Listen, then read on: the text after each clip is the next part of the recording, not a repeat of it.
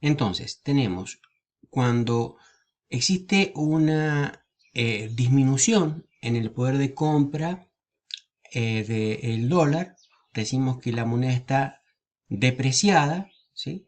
En este caso hay que entregar una mayor cantidad de dinero nacional, de pesos por cada dólar, y por el contrario decimos que existe una apreciación cuando existe, diríamos, un aumento en el valor de la moneda nacional, por lo tanto hay que entregar menor cantidad de billetes o de dinero nacional por cada dólar.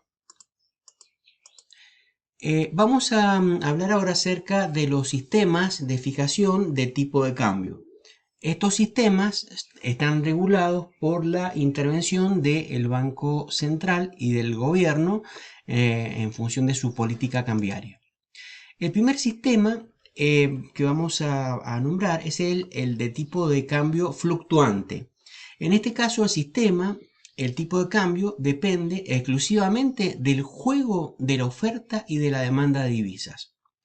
Bueno, existe otro tipo de sistema que es el de flotación sucia, en donde la intervención de los mercados de las divisas está direccionada hacia, digamos, una política de dejar fluctuar el tipo de cambio.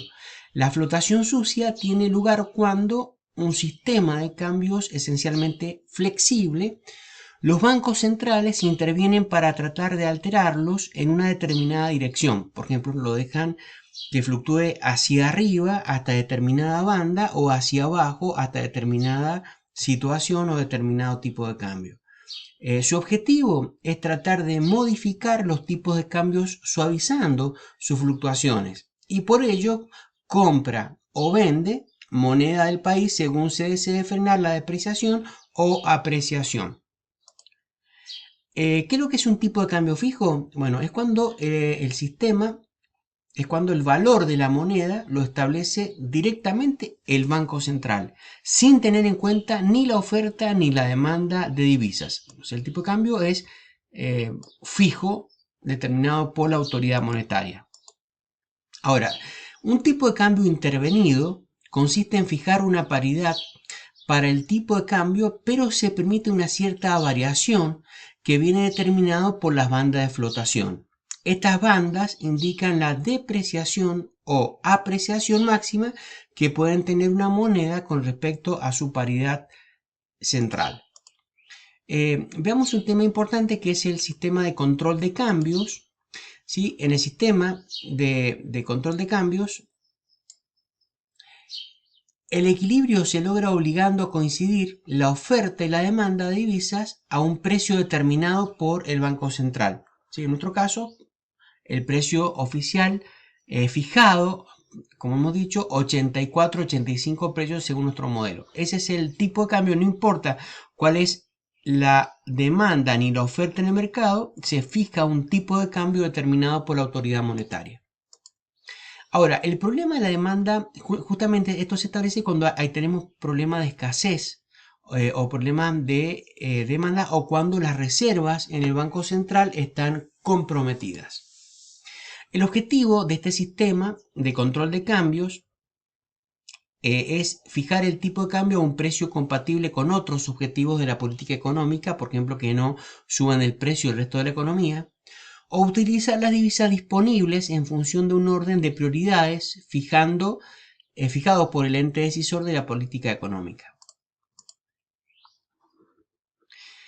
Con respecto al control de cambio, podemos decir que es una intervención oficial del mercado de divisas, de tal manera que el mecanismo normal de oferta y demanda quedan total o parcialmente fuera de operación.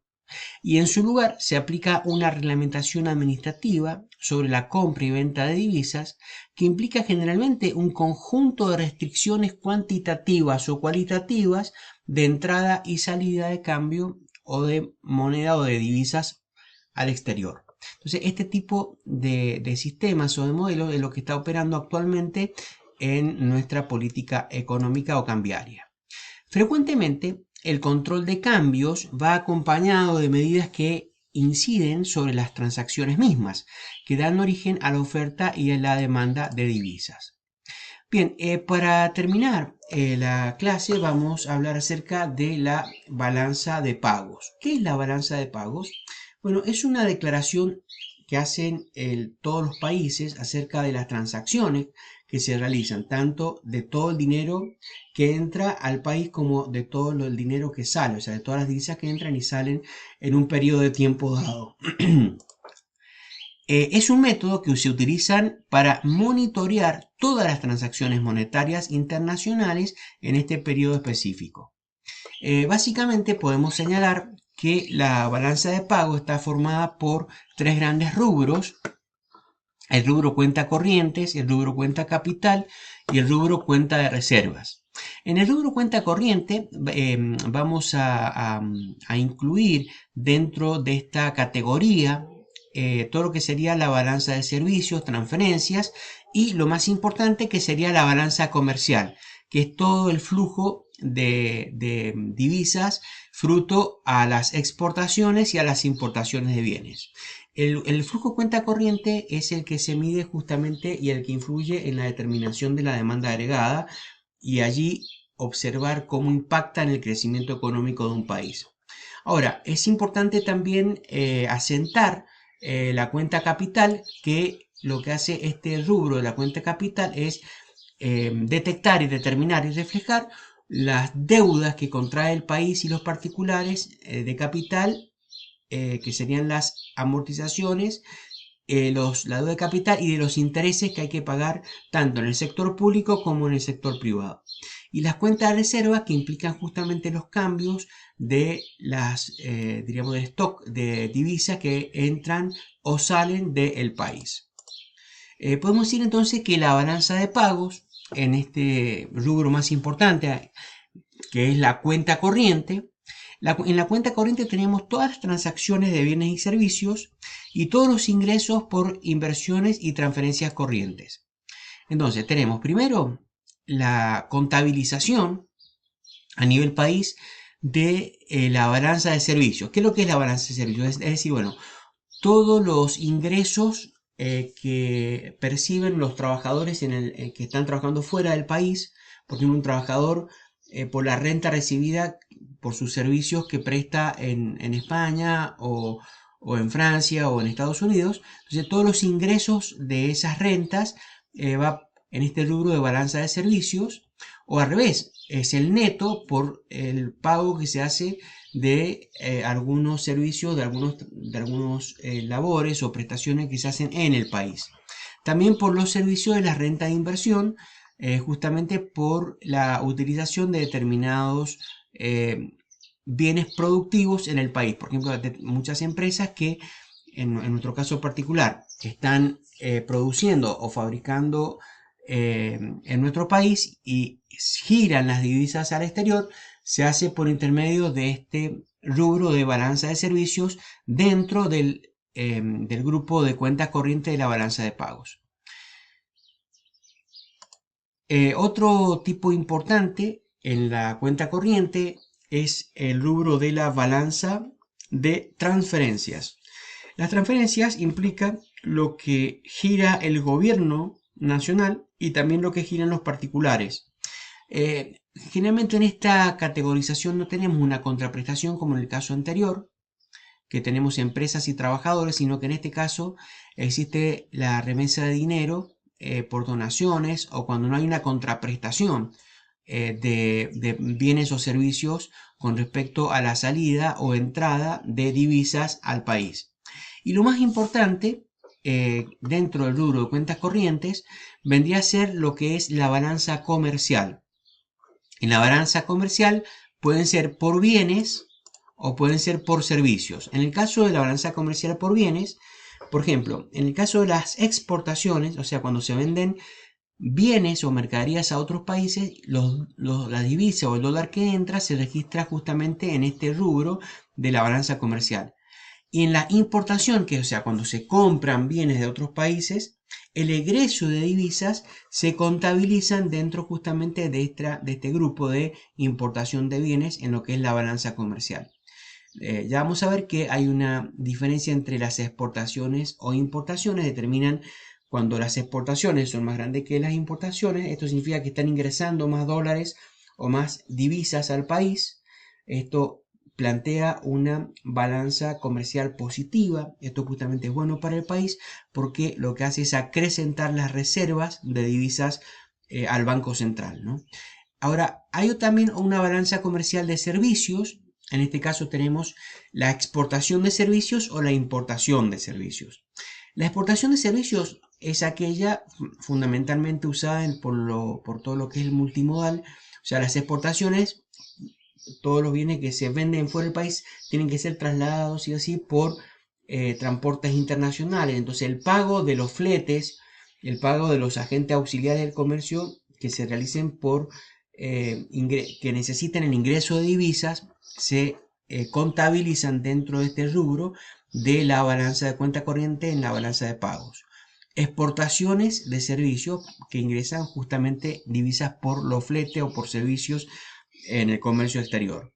También tenemos el caso al revés, el caso de las importaciones de servicios. O sea, los importadores cuando tienen que pagar los fletes o tienen que pagar en el exterior por justamente los servicios del comercio exterior, se contabilizan dentro de la balanza comercial en el rubro importaciones de servicios. Entonces, para terminar, podemos decir que en la balanza comercial lo que hace es determinar la relación que existe entre las exportaciones y las importaciones. Cuando las exportaciones son mayores que las importaciones, decimos que la balanza comercial es positiva. En este caso, existe un mayor ingreso de divisas o de dólares a nuestro país. Reflejados en la ecuación, en el gráfico de la demanda agregada, cuando las exportaciones netas se incrementan, ¿cierto? O sea, las exportaciones son mayores que las importaciones, vemos que existe un desplazamiento de la curva de la demanda agregada hacia arriba, en la curva de demanda agregada, cuando reflejamos el gasto total en relación con lo producido o el crecimiento. Entonces, al trasladarse hacia arriba la demanda agregada, vemos que existe un aumento en la producción, en la productividad, existe un crecimiento trasladándose justamente el punto de equilibrio. Si lo vemos justamente en el otro gráfico, en la relación en donde planteamos la oferta agregada y la demanda agregada, podemos decir que en una situación inicial, donde tenemos la demanda agregada y la oferta macroeconómica, determinan en una situación inicial a un determinado nivel general de precios o precios promedios en la economía, va a haber un determinado nivel de crecimiento o un determinado nivel de productividad. Ahora, al incrementarse las exportaciones netas, se traslada toda la curva de la demanda por ese crecimiento en las exportaciones y producen dos fenómenos fundamentales. Es que a este nuevo punto de equilibrio existe un incremento en el nivel sostenido de precio, porque justamente tenemos que pensar que las exportaciones se está vendiendo mayor cantidad de bienes que se producen en el país al exterior, entonces hay un faltante de bienes en el país. Esto produce una necesidad de demandar bienes que no hay tantos. Esto produce un encarecimiento sostenido de los bienes, por lo tanto hay inflación. Hay crecimiento porque al producirse exportación de bienes se incentiva la producción de los bienes para poder exportar y para poder proveer al mercado interno y externo. Entonces tenemos un crecimiento económico y tenemos un crecimiento en el nivel de precios. Esto es bueno para el país de alguna manera porque lleva justamente a obtener una mayor venta y un ingreso, como dijimos, de divisa por parte del país. Las consecuencias fundamentales son que se necesita mayor demanda de fuerza laboral, de trabajadores, para poder justamente lograr cubrir la producción de estos bienes que son requeridos. Esto disminuye el desempleo. Entonces, esta sería un poco la situación final cuando se incrementan las exportaciones. Un autor que planteaba que la economía de un país puede volver a empezar o puede volver a crecer cuando existe un incremento sostenido en las exportaciones y existe una estabilidad en el tipo de cambio, una estabilidad de la moneda. Eso es todo por hoy. Dios te bendiga, que estés muy bien.